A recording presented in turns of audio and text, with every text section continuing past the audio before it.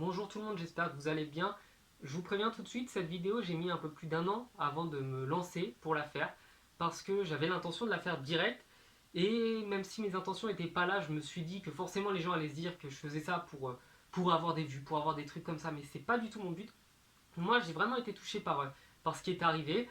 Pour ceux qui me connaissent, vous savez que ce maillot-là est là depuis extrêmement longtemps. Donc aujourd'hui, on va parler un petit peu de la vie d'Emiliano Sala. Le 31 octobre 1990, l'Argentine voit naître Emiliano Sala, donc dans la ville de Kululu, qui est un tout petit village d'Argentine. Amoureux de football dès le plus jeune âge, Emiliano Sala va jouer entre ses 4 ans et ses 15 ans pour le club de Saint-Martin, avant de rejoindre le Proyecto Crecer, donc de San Francisco, qui est une ville d'Argentine, ce n'est pas le San Francisco des États-Unis.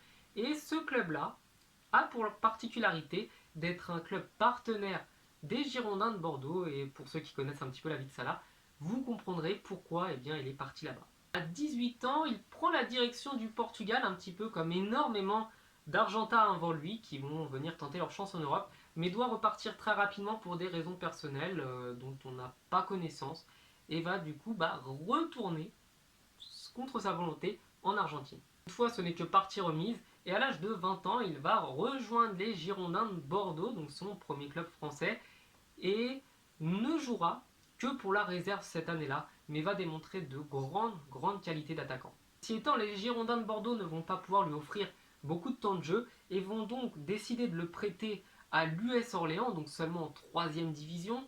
Et c'est là, vraiment, je pense que la France a pu découvrir, peut-être pour les experts, un nom, donc celui de Salah, puisqu'il va finir meilleur buteur du championnat national.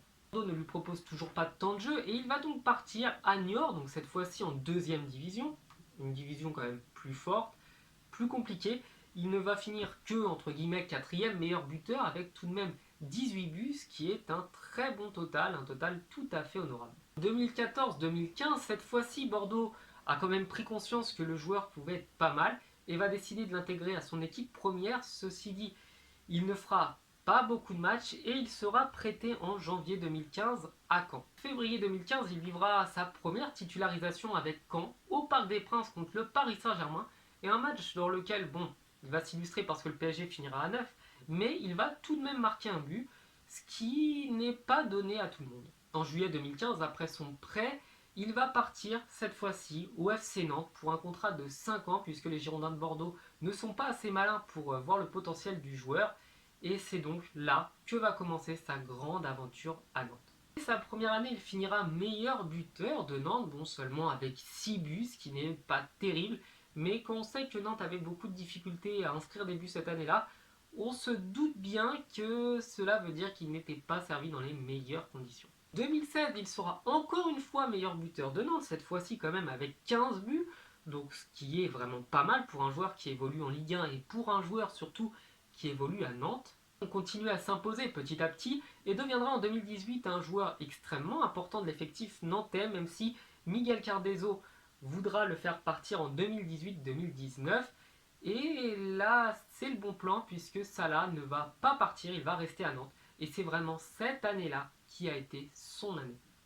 En novembre 2018, il a déjà inscrit 11 buts, ce qui fait de lui le 3e meilleur buteur d'Europe, même devant Lionel Messi qui est pourtant le meilleur joueur du monde. Mercato 2019 arrive et Emiliano Sala sera parmi les meilleurs buteurs du championnat de France. Je crois qu'il sera 3e ou 4e, bien entendu entouré par Neymar et Mbappé qui sont des joueurs extraordinaires.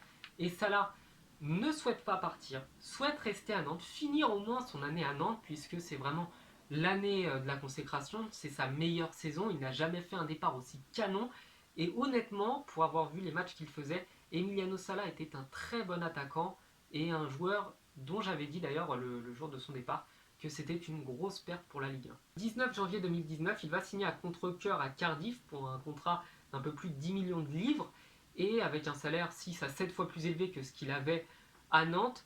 Mais il faut noter que ce n'était pas du tout le souhait du joueur, il souhaitait absolument rester à Nantes, comme je vous l'ai dit, il l'a fait savoir aux gens qui étaient proches de lui, et il n'entretenait par ailleurs pas du tout de bonnes relations avec le président de Nantes, et il y avait des audios, des textes, des SMS qu'il avait envoyés, où il exprimait clairement son dégoût de cet homme-là, et que vraiment le président de Nantes lui donnait envie de vomir. Le 21 janvier, là je pense que vous savez, vous connaissez la date, il va partir à Nantes pour dire au revoir à ses coéquipiers, leur souhaiter le meilleur pour la fin de saison, passer des derniers moments avec eux, plaisanter avec eux, puisqu'il a quand même passé 4 ans et demi là-bas.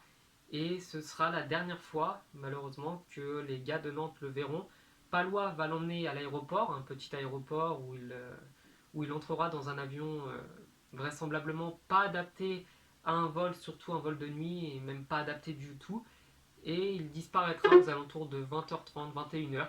Donc les tours de contrôle n'auront plus de contact audio ou visuel ou même de contact radar avec l'avion et il disparaîtra vers Guernesey, qui est une petite île anglaise. Étant donné que le lendemain matin à Nantes, personne n'a eu de nouvelles d'Emiliano Sala, pas même Nicolas Palois qui l'avait emmené à l'aéroport, eh bien tout le monde commence à s'inquiéter, puisque du côté de Cardiff, on ne sait pas où est passé le joueur, du côté de Nantes, on ne sait pas non plus où il est, et du coup on pense forcément tout de suite au pire. Et les recherches vont être initiées, donc la police anglaise et française vont envoyer des hélicoptères à leur recherche pour essayer de retrouver potentiellement des survivants ou une quelconque trace d'eux. Et le 24 janvier, les recherches vont s'arrêter puisqu'on estime qu'il n'y a plus aucune chance. Et ce sont c'est plutôt grâce à des fonds privés, donc qu'un homme va lancer des recherches puisque lui-même est expert dans la recherche d'épaves, etc. Et c'est par ailleurs 300 000 euros en quelques jours qui vont être récoltés dans le but de retrouver quelque chose. Et les recherches vont porter leurs fruits puisque une semaine plus tard, on est parvenu à identifier la carcasse, à identifier l'avion et à rentrer dans l'avion grâce à des sortes de petits drones sous-marins. Et on va identifier une personne, on va voir qu'il y a quelqu'un là, à cet endroit-là, et le corps va plus tard remonter. Qui dit corps dit forcément autopsie, et l'autopsie va rendre son verdict. Il s'agit bien du corps d'Emiliano Sala qui a été retrouvé dans cette épave, et on va essayer de voir grâce à ça les raisons de son décès. L'autopsie des médecins légistes va conclure que le décès est consécutif d'une blessure à la tête et au torse, ce qui signifie que le joueur ne s'est pas noyé dans l'eau, il n'est pas mort noyé, il est mort à cause du choc quand l'avion a eu un impact avec la mer, et on va même retrouver dans son sang des traces de gaz, et un gaz qui, à haute dose, comme là c'était le cas, le gaz était vraiment à haute dose, va provoquer à coup sûr l'évanouissement et peut même provoquer la mort immédiate de la personne qui l'inhale.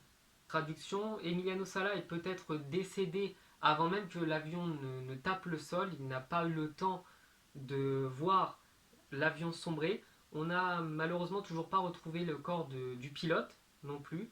Et je pense honnêtement que plus d'un an plus tard, c'est impossible de retrouver quoi que ce soit. Donc voilà, c'est très dur pour moi, sachez, de faire cette vidéo, de vous parler un petit peu de tout ça, parce que j'ai été extrêmement impacté du décès d'Emiliano Sala. Je tenais à parler de ça, parce que je retiens surtout de lui ses buts magnifiques. Je retiens de lui son sourire, le fait que c'était un attaquant extraordinaire, un joueur qui n'a pas été le meilleur dès ses 20 ans comme Mbappé, mais un joueur qui a montré petit à petit qu'il montait en puissance, qu'il était de plus en plus fort. Voilà, cette vidéo est terminée. J'espère qu'elle vous aura plu. Je vous demande pas de mettre de commentaires, de j'aime, de choses comme ça, ou partager. Vraiment, je vous demande pas du tout de faire ça. Je vous demande simplement d'avoir une petite pensée quand même pour Emiliano Sala, de ne pas l'oublier, de ne pas oublier ce qui est arrivé. Et je finis avec une grosse pensée pour tous les joueurs, les supporters et surtout, avant tout, pour sa famille. Donc les gens qui étaient le plus proches de lui. Voilà. Donc j'ai été vraiment touché par cette histoire, même si je ne l'ai pas connu personnellement, le joueur. Et je vous souhaite de passer une bonne journée. Ciao.